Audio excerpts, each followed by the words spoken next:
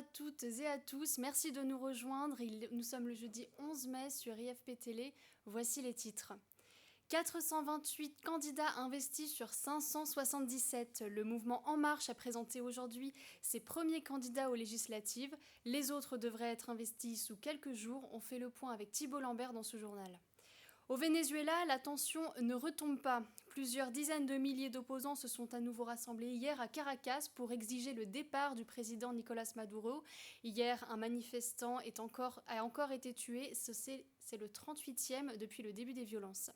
Et les Français boudent la charcuterie. Les ventes ne cessent de reculer depuis un an. On essaiera de comprendre pourquoi.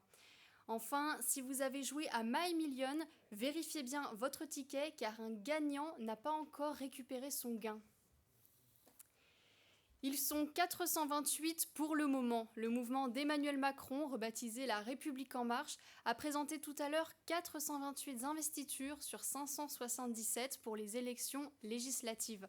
Les dernières devraient être dévoilées dans les prochains jours. Alors, voyons maintenant quel est le profil de ces candidats dévoilés tout à l'heure avec vous, Thibault Lambert, bonjour. Bonjour. Alors, on peut dire qu'il y a eu un engouement pour l'étiquette En Marche. Oui, la commission d'investiture a épluché 19 000 dossiers de candidature depuis fin janvier. Ça revient en moyenne à 35 demandes par circonscription. Alors la liste complète n'a pas encore été dévoilée. Pour l'instant, on connaît les candidats de 428 circonscriptions. Laura, si vous faites le calcul, il en reste donc 149 qui seront connus la semaine prochaine. Pourquoi un tel retard ? Déjà parce que le mouvement est en train de négocier dans les circonscriptions restantes avec le Parti socialiste en vue d'une éventuelle coalition, mais aussi parce que l'examen des dossiers a pris du retard. Ils ont afflué jusqu'à la date butoir avant-hier soir. Dites-moi, que sait-on des candidats investis ? Ils sont issus à la majorité de la société civile. 52% des candidats n'ont jamais exercé un mandat électoral et parmi les autres, il y a seulement 24 députés qui siègent actuellement à l'Assemblée nationale, tous issus du Parti socialiste. Autre fait marquant, la parité, autant d'hommes que de femmes, alors qu'il y avait 2 fois plus de dossiers masculins. Les candidats exercent quasiment tous une activité professionnelle, mais on compte quand même parmi eux une dizaine de personnes à la recherche d'un emploi, une vingtaine de retraités et aussi 4 étudiants. Alors, est-ce que le pari du renouvellement politique est réussi ? Alors, n'allons pas jusque-là, Laura. Il ne faut pas oublier le grand mystère de ce scrutin, à savoir, est-ce que l'électorat va donner une majorité présidentielle à Emmanuel Macron, ou est-ce que les électeurs vont plutôt préférer les candidats LR et PS dans leur circonscription ? En attendant, il est vrai que des mesures de discrimination positive, comme on en voit aujourd'hui, insufflent un vent nouveau dans cette campagne. Il y a une volonté de diminuer les baronnies politiques. Hasard peut-être, mais la moyenne d'âge est elle aussi rajeunie. Elle est de 46 ans dans la liste des investis En Marche. À titre de comparaison, à l'Assemblée nationale, elle est aujourd'hui à 60 ans. Merci Thibault. Et Manuel Valls n'est pas investi par La République En Marche. Le secrétaire général du mouvement, Richard Ferrand, a expliqué que l'ex-premier ministre ne remplissait pas tous les critères. Pour autant, il n'y aura pas de candidat En Marche face à lui. Manuel Valls pourra donc se présenter dans sa circonscription d'Évry, mais on ne sait pas sous quelle étiquette. Le Parti socialiste doit décider de son exclusion ou non du parti. Mais avant la bataille des législatives en juin, c'est un chef de gouvernement que devra nommer Emmanuel Macron. Le secret est total autour de sa réflexion. Rien ne filtre depuis son QG. Parmi les noms potentiels, il y a un certain Édouard Philippe, Guillaume Torel. Méconnu du grand public, Édouard Philippe est un juppéiste convaincu. Il épaule d'ailleurs le maire de Bordeaux pendant la dernière campagne des primaires de la droite. Édouard Philippe est un homme de grande qualité pour qui j'ai beaucoup d'estime et d'amitié. Originaire de Normandie, Édouard Philippe intègre l'équipe municipale du Havre en 2001, avant d'en devenir le maire 9 ans plus tard. En 2014, il est réélu dès le premier tour. Il fait beaucoup de choses et puis c'est quelqu'un qui bouge. Après on partage pas les idées, mais il a quand même vraiment œuvré pour la ville. La seule chose, c'est qu'on le perdrait comme maire. Ça, ce serait dommage. Une petite ville comme ça, il monte d'un seul coup, c'est un peu bizarre quand même. Il n'a jamais été dans un gouvernement et encore moins Premier ministre. Donc est-ce qu'il a l'étoffe pour ? Je ne sais pas. Député de Seine-Maritime, Édouard Philippe est décrit par ses collaborateurs comme un bosseur et un médiateur. Pour avoir beaucoup travaillé avec lui, moi ce qui m'impressionne, c'est tout d'abord sa faculté à ingurgiter. Et quand je dis c'est ingurgiter, c'est être capable d'absorber très vite des dossiers très différents les uns des autres. En dehors de ses mandats politiques, Édouard Philippe s'adonne à sa passion, la boxe, qu'il pratique jusqu'à 3 fois par semaine. Un sport qui, selon lui, rend humble. Le bénéfice que l'on a aussi, c'est la capacité à être dans le dépassement de soi, la capacité à subir un peu la difficulté, parce que quand je vous dis qu'on boxe, on boxe, c'est-à-dire qu'Édouard donne des coups, mais il en reçoit aussi. En février dernier, suite aux affaires Fillon, Édouard Philippe décide de quitter la campagne du candidat républicain. Depuis, l'élu normand est resté discret sur son futur politique. À Marseille, le parachutage de Jean-Luc Mélenchon dans la 4e circonscription sème la zizanie à gauche. Il effectuait aujourd'hui ce qu'il a appelé une visite de courtoisie. Bruno Luce, vous êtes en direct de la cité phocéenne. Comment expliquer le choix de Jean-Luc Mélenchon ? Il a choisi la facilité. C'est en tout cas ce qu'on reproche au leader de la France Insoumise. Pour les législatives, Jean-Luc Mélenchon veut surfer sur les 19,5% qu'il a obtenus lors de l'élection présidentielle. Au premier tour, il avait même recueilli 39% des voix dans cette 4e circonscription de Marseille, loin devant Emmanuel Macron et Marine Le Pen. Vous vous en doutez, on l'accuse de parachutage. Mais l'équipe de la France Insoumise le martèle, c'est un scrutin national, pas une élection locale. Jean-Luc Mélenchon devrait, quoi qu'il en soit, se présenter contre Patrick Mennucci, candidat socialiste sortant. Ce dernier l'accuse de se servir de Marseille comme d'un marchepied. Ici, un Marseillais me disait qu'il ne voyait pas d'inconvénient à cette candidature, si ce n'est que le 4e homme de la présidentielle n'affronte pas directement le Front National, alors qu'il avait fait de cette lutte un des points cardinaux de sa politique. Cette 4e circonscription est même celle où le FN a fait son plus bas score de la région. Merci Bruno. La gauche n'est pas la seule à se déchirer pour les législatives. La droite s'apprête aussi à vivre une campagne difficile. Pour les Républicains, il faut remonter la pente. Bruno Luce. Je suis Florence Legrand, la candidate aux législatives pour la droite et le centre. Et aujourd'hui, nous sommes au Pian. Par-dessus les portails, une difficile campagne se joue. Les Républicains distribuent des tracts. Il s'agit de convaincre électeur par électeur. Le but, ne pas rester sur la touche. Après la présidentielle, les cartes sont rebattues. Il y a beaucoup de gens aussi qui ont voté blanc, il y a beaucoup de gens qui s'interrogent, beaucoup de gens ont voté Macron par défaut. Et aujourd'hui, les gens me disent que ma démarche les intéresse et ce qui s'est passé aux élections présidentielles arrive vraiment très loin derrière. Florence Legrand n'a pas peur de se mouiller pour accomplir sa mission. Une campagne pour les législatives de porte en porte, sur le terrain. Un objectif principal, reconquérir les électeurs locaux. Au niveau d'une présidentielle, ce sont les personnalités nationales qui s'expriment et qui entraînent un mouvement, alors que là, c'est bien la question d'une personne dans la proximité qui fera la différence. Elle affrontera notamment Pascal Gau, députée PS sortante. Les Républicains veulent redresser la tête et ne pas voir les portes rester fermées devant eux. En attendant la passation de pouvoir, on fait les cartons au gouvernement. Les locataires des différents ministères plient bagages cette semaine.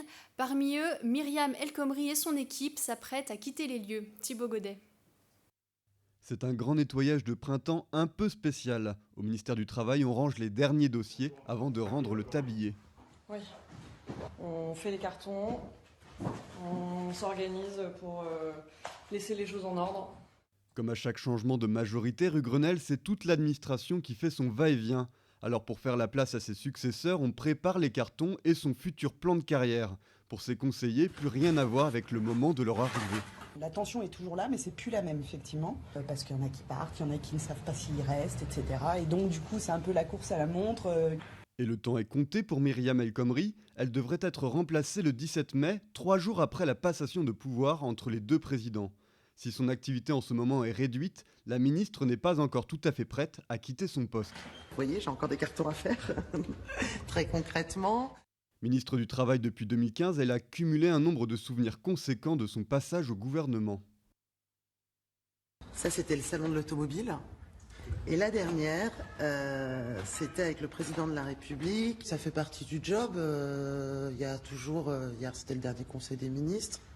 il y a forcément un peu d'émotion. Je pense que c'est important, c'est une page qui se tourne. Une page qui se tourne donc pour cette ministre dont les dossiers à gérer n'ont pas été simples. Elle laissera au ministère une loi à son nom, une loi qui avait cristallisé les tensions en 2016 et que son successeur devrait certainement retoucher. Et plus généralement, c'est l'heure du bilan pour le bilan économique de François Hollande. Thibaut Godet l'a dressé pour nous. Ancien professeur d'économie, François Hollande était attendu sur les questions économiques. Chômage, croissance, dette, quel bilan pour le président ? Nous avons fait les comptes. Je laisserai à mon successeur un pays en bien meilleur état que celui que j'ai trouvé. Ça, c'est ce qu'a dit le président en annonçant son départ. Mais dans les faits, son action est beaucoup plus contrastée. Déjà sur l'emploi, la baisse de la courbe du chômage, son grand chantier quinquennal, n'a jamais été atteint. Depuis 2012, ce sont 585 000 chômeurs en plus. Pourtant, François Hollande a entrepris de nombreuses mesures pour soutenir la création d'emplois. Je propose un pacte de responsabilité aux entreprises. Débourser 40 milliards d'euros en échange de promesses de recrutement, le premier plan de François Hollande n'a pas eu les effets escomptés. Ça ne permet pas d'avoir de la croissance, c'est assez coûteux en termes budgétaires, on n'a pas eu la baisse du chômage attendue. On peut penser que les effets attendus seront plutôt sur le quinquennat à venir, qu'en tout cas sur le quinquennat passé. Mais après la crise économique, les entreprises ont commencé à renouer avec les bénéfices. La preuve, les investissements ont augmenté de 4% l'année dernière, un chiffre à mettre en parallèle avec la hausse de la croissance entre 2012 et 2016. On voit que l'économie est dans un cycle plutôt de reprise, même si c'est une reprise molle. En tout cas, on n'est pas dans un risque de récession comme on a pu avoir par le passé. Mais pour diminuer les déficits publics, Jean-Marc Ayrault, au début du quinquennat, avait augmenté la fiscalité de 20 milliards d'euros. Des mesures mal acceptées par l'ancien locataire de Bercy. Moi, je suis très sensible à ce ras-le-bol fiscal que je ressens de la part de nos concitoyens. Ces augmentations ont participé à une précarisation des ménages. Chaque année, ils ont perdu 473 euros, l'équivalent en 5 ans d'un 13e mois. Mais pour François Hollande, l'effort budgétaire doit redresser les comptes publics, une obligation européenne. Durant le quinquennat, le déficit a perdu 1,4 points. Sur fond de plans sociaux, François Hollande a eu beaucoup de mal à promulguer ces mesures. Au lieu de faire baisser le chômage, c'est sa courbe de popularité qui a plongé en 5 ans. L'heure du bilan donc, avant de rendre les clés. Dimanche, François Hollande descendra une dernière fois les marches du perron de l'Élysée pour laisser la place à Emmanuel Macron. Une cérémonie très solennelle répétée à chaque changement de président depuis le début de la Ve République. Marie Le Chaplet. Monsieur le Président de la République. Rendre les clés de l'Élysée, un rituel très solennel de la République française entretenu par chaque nouveau président. C'est le sacre d'un nouveau monarque républicain, donc effectivement avec un rituel qui remonte à la monarchie, comme les 21 coups de canon tirés aux Invalides. En 1959, René Coty accueille Charles de Gaulle sur le perron de l'Élysée. La figure de la résistance inaugure la Ve République. Paré du grand collier de la Légion d'honneur, il honore la tradition. Le premier des Français est désormais le premier en France. En 1969, Georges Pompidou est reçu par Alain Poher, qui assure l'intérim après la démission de Charles de Gaulle. La Constitution ne mentionne aucune règle sur le déroulement de l'investiture. Chaque président y apporte sa touche personnelle. À 48 ans, Valéry Giscard d'Estaing est le plus jeune président élu. Il entend faire la démonstration de sa modernité. Sous les applaudissements, il remonte l'avenue des Champs-Élysées à pied et non en voiture. Il est vêtu d'un costume de ville plutôt que du traditionnel habit de cérémonie. 7 ans plus tard, c'est l'alternance. François Mitterrand s'impose face au président sortant. Le palais présidentiel sera occupé par un socialiste, une première depuis le début de la Ve République. Aujourd'hui, quelle plus haute exigence pour notre pays que de réaliser la nouvelle alliance du socialisme et de la liberté. Quelle plus belle ambition que de l'offrir au monde de demain. À l'issue de 14 ans de mandat, c'est affaibli par la maladie que François Mitterrand accueille son ancien adversaire. Jacques Chirac se montre chaleureux et raccompagne avec courtoisie le tonton des Français dans la cour d'honneur de l'Élysée. Comme l'exige la tradition, le président sortant vient de confier le code nucléaire. C'était assez artisanal au début, puisque pour De Gaulle et Mitterrand, Et c'était un petit morceau de papier avec 6 chiffres écrits à la main par les présidents eux-mêmes, qu'ils avaient tous les deux mis dans un médaillon qui pendait au bout d'une chaîne. Lorsque Nicolas Sarkozy est élu en 2007, la cérémonie n'est plus la même. Plus bling-bling, c'est avec toute sa famille qu'il entre à l'Élysée. Mais c'est avec une autre femme que le président ressort, symbole peut-être d'un nouveau modèle de société.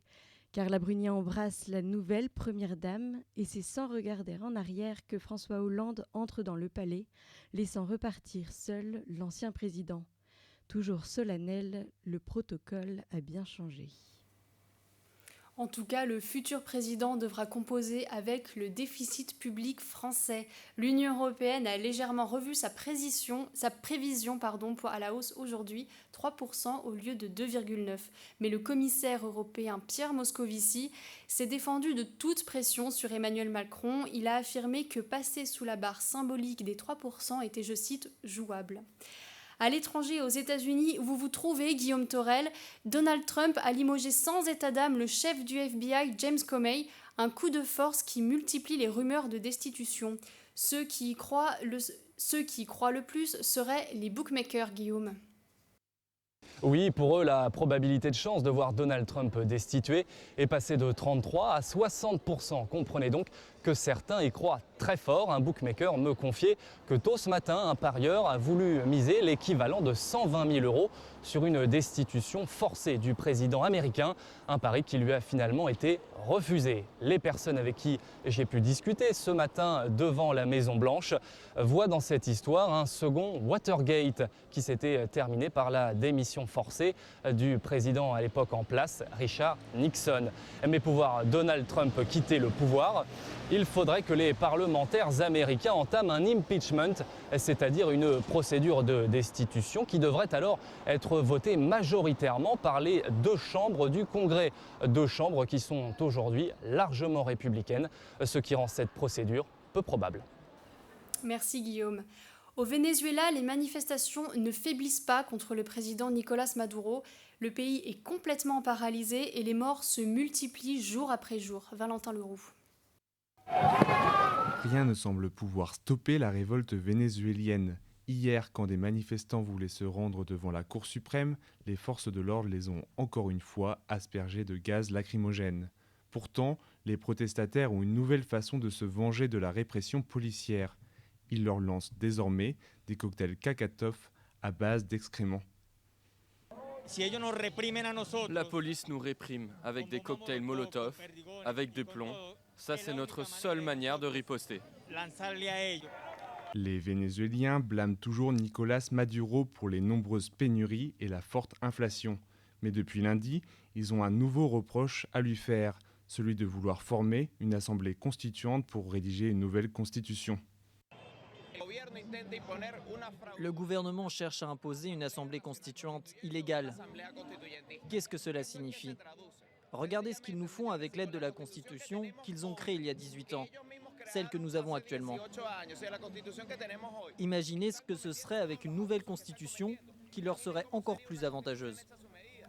31 personnes sont décédées depuis le début des affrontements, mais le nombre de manifestants prêts à défier la police augmente de jour en jour. Désormais, 7 Vénézuéliens sur 10 souhaitent le départ du président. Les images de rassemblements pro-Maduro, diffusées en boucle à la télévision, n'arrivent plus à faire illusion. Et en Inde, 24 personnes, dont 4 enfants, ont été tuées et de nombreux autres blessés dans l'effondrement d'un mur. Le drame a eu lieu pendant un mariage dans l'ouest du pays. Les invités faisaient la fête sous un abri adossé au mur, haut de 4 mètres, qui s'est effondré sur eux à cause d'une tempête. Ce genre d'événement est plutôt fréquent en Inde, particulièrement durant la période de mousson. Retour en France, dans les Côtes-d'Armor, où le corps d'une femme a été retrouvé à 15 km de son domicile. Il a été identifié hier. Il s'agit de Claire Bouchot, une Bretonne de 35 ans. Marie Le Chaplet, vous êtes sur place à Saint-Pévert. Marie, avez-vous des informations sur ce qui s'est passé ?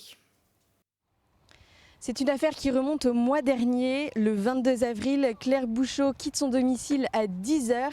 Elle doit aller chercher son fils chez sa grand-mère à Nantes. C'est justement la grand-mère qui prévient le père de l'enfant, inquiet de ne pas voir sa fille arriver. Le père de l'enfant prévient les autorités. Éteint le portable de la jeune femme, ne permet pas de la localiser. C'est en découvrant la voiture du couple dans la garage du domicile que les policiers s'inquiètent. Serait-elle montée dans une autre voiture de gré ou de force ? En tout cas, c'est dimanche, à 15 km de là, qu'un promeneur et son chien découvrent un corps à demi dénudé près de la ferme où je me trouve. L'autopsie a confirmé ce qui était déjà dans les esprits. Il s'agit bien de Claire Bouchot. Les enquêteurs sont actuellement sur place et ils pensent déjà à un homicide. Ils espèrent retrouver d'éventuels indices, voire l'arme du crime. Merci Marie. En justice, le procès de Francis Holm se poursuit à la cour d'assises de Metz. Il comparaît pour le double meurtre de Montigny-lès-Metz. En 1986, 2 enfants étaient retrouvés morts. 30 ans après, la justice ne sait toujours pas qui est le meurtrier. Aujourd'hui, ce sont 2 nouveaux témoins qui ont pu s'exprimer à l'audience. Nous retrouvons Constance Bernauer sur place. Constance, ces témoignages ont-ils bouleversé le procès ?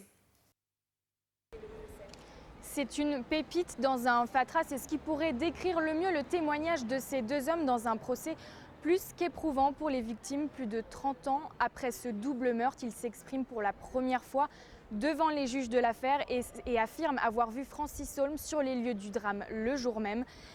Son visage et ses vêtements étaient tachés de sang, disent-ils. Ils continuent et précisent qu'ils l'ont ensuite pris dans leur 4L et ramené chez sa grand-mère. Le président, lui, attend le départ des 2 hommes pour faire rentrer Francis Holm et l'interroger. L'accusé se perd alors dans des contradictions, niant les connaître, puis finalement affirmant qu'il avait bien été pris dans leur 4L. Et ensuite, il répète qu'il ne les a pas vus, sauf peut-être un. Les débats et l'audience n'ont donc pas permis de faire émerger une vérité. L'un des proches de victimes me confiait tout à l'heure qu'il appréhendait le verdict. Il sera rendu le 18 mai prochain. Merci Constance. La sécurité routière vient de publier ses chiffres du mois d'avril. 287 personnes ont été tuées sur les routes de France le mois dernier. La mortalité est en hausse de plus de 18% par rapport à avril 2016. La faute en grande partie au beau temps qui a attiré les automobilistes au soleil. Mais sur les 12 derniers mois, le nombre de décès sur les routes reste quand même quasiment stable. Et sans transition aucune, les Français consomment moins de charcuterie. Sur les 12 derniers mois, les ventes de jambon, saucissons et autres rillettes ont chuté de près de 3%, de quoi fragiliser la filière. Morgane Bonnat et Thibault Lambert ont mené l'enquête. Jambon, rillettes et saucisses n'ont plus la cote. Les ventes de jambon de Bayonne et d'Auvergne se sont effondrées. Les industriels du secteur constatent une désaffection des Français pour la charcuterie. Au marché Maubert, à chacun son explication. Je pense qu'ils en consomment de moins en moins parce que la charcuterie a eu une mauvaise réputation de fait de l'apport en calories, je pense. Ce n'est plus un produit à la mode qui me donne envie en fait, non. Ou alors vraiment des produits, il faut que je sois en Corse pour manger de la bonne charcuterie corse, il faut que ça soit un produit local, vous voyez. Là, à Paris, non. D'autres s'inquiètent pour leur santé. Je préfère éviter d'en consommer trop souvent parce que ça encourage les cancers, des intestins, enfin plein de choses comme ça. Du coup, je préfère éviter parce que je tiens à ma santé, quoi. La charcuterie, un aliment cancérogène, au même titre que le tabac. Selon de récentes études, la consommation régulière de cochonailles tuerait environ 34 000 personnes par an dans le monde. De quoi limiter les envies de jambon et de saucisson. Les gens, en fin de compte, veulent plus manger de cochon, de charcuterie. Problème de sel, problème de gras. Donc on a beau remédier à ça, mais ça reste toujours une image, il y a une étiquette sur cet article. Et du coup, tout ce qui va être pâté, les rillettes, c'est considéré comme mauvais pour la santé. D'ailleurs, les médecins souvent disent de lever le pied ou complètement d'arrêter. Donc on a beaucoup de clients qui nous disent « j'ai arrêté la charcuterie, je fais attention ». Du coup, on varie les produits pour avoir plus d'articles, des épinards, des carottes, des crudités, des choses pas grasses, légères, ou alors carrément des salades toutes prêtes, toutes faites. C'est ce que les gens vont rechercher aujourd'hui. Moins de viande, moins de sel, s'adapter est vital. Les industriels l'ont compris, ils ont lancé de nouvelles gammes dites plus saines. Mais après la hausse des prix du porc, les petits charcutiers ont eu, eux, plus de mal à se moderniser. 100% des gagnants ont tenté leur chance, dit le slogan de la Française des Jeux. Mais certains n'ont apparemment pas pensé à vérifier leur ticket, qui vaudrait pourtant 1 million d'euros. Écoutez plutôt Lola Baudin-Adriaco et Colline Vasquez. Un ticket gagnant cherche toujours son propriétaire. Le vainqueur du tirage My Million du vendredi 17 mars ne s'est toujours pas manifesté. L'adresse vient d'être dévoilée, c'est au Saint-Paul, dans le quartier du Marais à Paris, qu'1 million d'euros aurait dû être remporté. J'ai un gagnant à l'euro-million, 1 million, et il ne s'est pas présenté, donc on attend qu'il se présente pour venir chercher son gars, quoi. Les habitants du quartier espèrent que l'un de leurs voisins sera le regagnant. Peut-être que c'est quelqu'un que je connais, mais bon, comme je viens tous les jours ici faire mon petit tiercé, donc tant mieux pour lui si c'est quelqu'un qui en a besoin.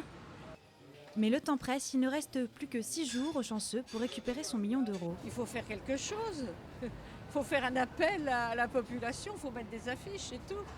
Qui a décroché le jackpot dans ce quartier très coté du Marais? Un touriste? Un riverain? Le voisinage tente de résoudre le mystère. Peut-être qu'il joue, peut-être qu'il avait oublié qu'il avait joué ce jour-là, peut-être qu'il joue tous les jours et que là il a oublié, peut-être qu'il lui est arrivé quelque chose dans sa vie qui a fait qu'il n'a pas pu s'en occuper avant, peut-être qu'il n'était pas là. Sans repreneur, la somme sera remise en jeu et fera le bonheur des autres. Pas de problème pour les joueurs, eux sauront quoi faire avec 1 million d'euros. Je ferai d'abord le tour du monde. Et je distribuerai une partie à certaines personnes, pas à toutes, à certaines personnes, et le reste, je m'achèterai un bel appartement dans Paris, etc. Voilà. C'est un cas fréquent pour le jeu My Million, puisque depuis son lancement en 2014, 22 gains n'ont pas été réclamés. Et s'il se reconnaît le propriétaire du ticket NW 494 3096 peut appeler le service client de la Française des Jeux pour récupérer son gain. Et c'est un concept inédit installé dans plusieurs crèches en Île-de-France. Une bulle musicale sous laquelle les tout-petits font des sons et apprennent à les reconnaître. L'objectif, développer leur langage. Carole Sauvage et Valentin Leroux ont voulu en savoir davantage. Vous entendez le vent? Ouvrir grand ses oreilles pour mieux parler. C'est le principe de la crèche musicale à Argenteuil. Dans une structure en forme d'igloo, les enfants apprennent à identifier des sons et stimulent leurs neurones. Au mur, des touches sonores sont associées aux images. Un voyage en musique qui leur permet de découvrir les cultures du monde entier. Après l'Inde et l'Irlande, place au pays des kangourous, l'Australie. Ce matin, l'idée était de faire connaître aux enfants un instrument d'Australie, le didgeridoo. Donc en écoutant le son déjà, pour qu'ils s'imprègnent du son du didgeridoo, de leur faire découvrir aussi en montrant un vrai instrument et de leur faire toucher. Et après, avec les tubes diatoniques, c'était de reproduire le son du didgeridoo. Un éveil des bambins par les 5 sens et en particulier par l'ouïe. L'oreille de l'enfant, entre 3 et 9 mois, est capable d'entendre les sons dans toutes les langues. Une ouverture sur le monde qui a plu à la directrice. C'est le fait que les enfants puissent découvrir sans contrainte et dans le plaisir toute une diversité de langues différentes, de pays, d'environnements, et ce sans attente de la part des professionnels, puisqu'on n'est pas du tout dans une pédagogie directive. Les parents peuvent même participer aux ateliers. La bulle musicale convainc particulièrement la maman de l'un des bambins. Le plus jeune, il a 2 ans et demi. Et voilà, il danse, il chante, il veut jouer du piano. Les effets sont donc spectaculaires. Il a été démontré scientifiquement que les enfants qui ont eu accès à cette méthode ont une meilleure mémoire et un vocabulaire supérieur. Et si on s'arrêtait maintenant sur une image, Thibaut Godet, bonjour. Bonjour Laura. Vous vous êtes rendu aujourd'hui au centre Pompidou pour assister à l'exposition Walker Evans. Pouvez-vous nous en dire un peu plus sur ce photographe américain ? Tout d'abord, Walker Evans ne voulait pas être photographe. C'était un homme de lettres, né au début du XXe siècle. Il voulait être écrivain. Il est venu étudier 1 an à Paris, passionné par Baudelaire. Alors je ne peux pas m'empêcher de vous lire un petit bout de dissertation qu'il a écrit en 1926. Je suis américain, vous savez, mais cultivé. Chez moi, il n'y a pas eu de littérature au XIXe siècle, seulement des morales et des chemins de fer. Résultat 11 sur 20, il faut parfois que vous écriviez en termes moins obscurs, dit son professeur. Mais finalement, il devient photographe. Oui, et comment, si Walker Evans n'est pas un pionnier de la photographie américaine, il en est un des plus dignes représentants. On lui attribue souvent une photographie humaniste, cela à cause d'une série réalisée sur des familles pauvres d'Alabama. Les plus connues sont celles qu'on voit ici avec le couple Burrow. Ce qui est frappant, c'est la force des regards. Lui-même disait que ces gens-là parlent avec leurs yeux. Ces deux images sont devenues des photographies iconiques de l'Amérique de la Grande Dépression, mais il ne faut pas s'arrêter à ces deux photos. Le travail d'Evans est riche, il tente à documenter deux Amériques irréconciliables, celle qui connaît le progrès et celle qui en subit les conséquences. Tout cela réuni dans une grande rétrospective, cela donne une fabuleuse histoire de l'Amérique et c'est à voir jusqu'au 14 août. Merci Thibaut. On ouvre la page sport avec du football. L'Olympique lyonnais affronte ce soir l'Ajax Amsterdam pour un match retour qui s'annonce compliqué. Après sa défaite 4-1 la semaine dernière, l'OL est sorti abattu, mais les Lyonnais, champions des exploits, mettent déjà tout en œuvre pour renverser la tendance. Constance Bernauer. L'OL a déjà donné un petit nom à sa victoire, la remonte Ajax. Il fallait qu'on se donne les moyens de faire croire à tout le monde, à vous en premier, à tous les fans en second, et puis aux joueurs, parce que ce sont les acteurs, que cette remonte Ajax était possible, elle l'est. On parle de ce terme-là depuis quelques jours. On s'attache à croire à cet exploit parce que voilà, dans le football, tout peut arriver. Un moyen de redonner de la puissance aux joueurs après la défaite 4-1 à Amsterdam. Dès la fin du match aller, j'ai souhaité tenir ce discours-là parce qu'il y avait une sorte d'abattement, de déception évidente à la fin du match. Et on a véhiculé ça depuis le match aller, avec des discours, avec aussi des images. Oui, on est très confiants. C'est vrai qu'on va préparer ce match de la meilleure des manières. Après, ce serait vous mentir de dire que ça va être facile. Il faut que ce soit, il faut qu'il y ait plein d'éléments réunis. L'objectif est donc de penser réalisable plutôt qu'irréaliste. L'équipe s'est lancé le défi. Croire en l'exploit, parce qu'on est chez nous, parce qu'on est capable de marquer beaucoup de buts ici au Parc OL. De la folie est très, très efficace, je pense, dans les deux surfaces et emballer le match le plus rapidement possible. Il y a 16 ans, face à Bruges, l'OL avait déjà renversé ce même score en match retour. Ce soir, on attend donc un nouvel exploit de l'Olympique lyonnais. Et par ailleurs, pour pouvoir regarder les matchs de la Ligue des Champions et de la Ligue Europa, il faudra bientôt être abonné à SFR Sport. La chaîne du groupe Altis vient de rafler l'exclusivité pour diffuser tous les matchs de la compétition jusqu'en 2021. On l'a appris tout à l'heure, Denis Masseglia a été réélu pour un 3e mandat de 4 ans à la tête du Comité national olympique et sportif français. Sa réélection intervient 3 jours avant la visite du Comité international olympique, le CIO, à Paris pour sa candidature aux Jeux olympiques de 2024. Alors comment la ville court pour les JO ? C'est un reportage de Tom Rossi et Tom Omdenstock. Paris s'habille aux couleurs des JO 2024. La tour Montparnasse et la tour Eiffel sont déjà prêtes. La cour des Invalides et le Grand Palais le seront bientôt. L'objectif, séduire les membres de la commission d'évaluation du CIO qui arrive samedi. Certains Parisiens sont enthousiastes. Je pense que pour la ville de Paris, c'est une super opportunité. Et puis surtout pour le sport, pour les jeunes qui du coup auront certainement envie de se mettre à un nouveau sport. D'autres se montrent plus réservés. Je me pose d'abord la question, qu'est-ce qu'il y a avec des sous ? Est-ce que vous avez suffisamment de sous ici en France ? Ça me semble que vous avez pas mal de problèmes ici aussi. 2000 affiches multicolores et une tour Montparnasse ornée du logo de Paris 2024. La capitale s'y voit déjà. Du côté des Parisiens, qu'on soit pour ou contre, chacun a son programme pour ces JO. Il y a quelques compétitions de sport extrême que j'aimerais bien voir. Donc BMX par exemple, j'en parlais.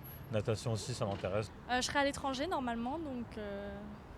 Je sais pas, non, j'ai rien prévu de faire en particulier. Et je sais pas si... Enfin, si, je pense à l'étranger, c'est retransmis, mais comme ça m'intéresse pas, je regarderai encore moins. Pour d'autres, c'est avant tout une question d'argent. Les Jeux Olympiques, le problème, c'est que ça n'a plus rien de populaire vraiment. Ça devient réservé, les places deviennent réservées à une élite quand même assez importante du côté budget, quoi. Si c'est pour payer 400 € pour se retrouver dans une tribune, avoir un match, je vois pas l'intérêt. Pour moi, c'est hors budget. Et à la limite, je préfère rester chez moi, regarder la télé, quoi. Bon. Favorables ou non à l'organisation de cette compétition, les Parisiens n'échapperont pas à la frénésie de cette candidature. Tous les lieux publics seront prochainement décorés aux couleurs de Paris 2024. Pour savoir si cette publicité produira ses effets, réponse le 13 septembre. Et avant le mondial 2019 de rugby, les sélectionneurs des équipes déjà en lice ont profité de leur passage au Japon. Au programme, la découverte d'un sport traditionnel de l'île. Bruno Luce.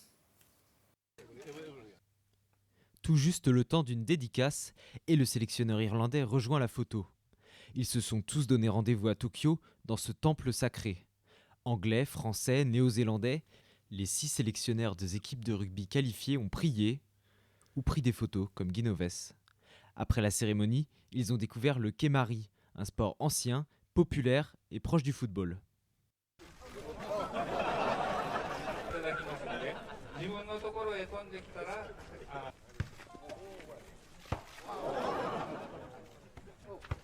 Plus doués pour transformer un essai avec un ballon ovale, les sélectionneurs peuvent souhaiter davantage de succès en 2019 sous les applaudissements. Et on passe tout de suite à la météo. Bonjour Colline. Bonjour Laura. Alors, est-ce que vous avez un parapluie ? Ça devrait se trouver, oui.